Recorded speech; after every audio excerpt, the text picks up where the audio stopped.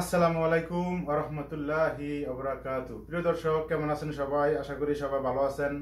আজকে আমরা শিখব হা এবং হার মধ্যে পার্থক্য, দুটি হা কিভাবে উচ্চারণ করতে হয়। তো চলুন শুরু করা যাক।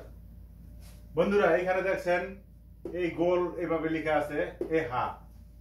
এ হা আমরা সাধারণত এইভাবে লিখি, যেমন এইভাবে দিয়ে এইভাবে উচ্চারণ করতে হবে নরমাল ভাবে, যেমন হা। গলার মাঝখান থেকে চাপ দেয়া লাগবে না।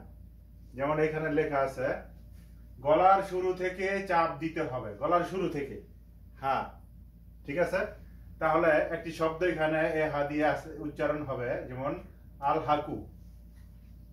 আল হাকু, এখানে চাপ দেওয়ার প্রয়োজন পড়ে না। এবং দ্বিতীয়ত এ হা কিভাবে উচ্চারণ করতে হবে?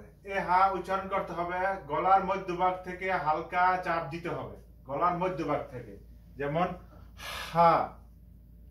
হা আমরা যদি আলহামদুলিল্লাহ বলি আলহামদুলিল্লাহ, তাহলে আমরা সূরা ফাতিহা যদি পড়ি, তাহলে যখন ওই হা আসবে তাহলে চাপ দিয়ে উচ্চারণ করতে হবে, যেমন আলহামদুলিল্লাহ।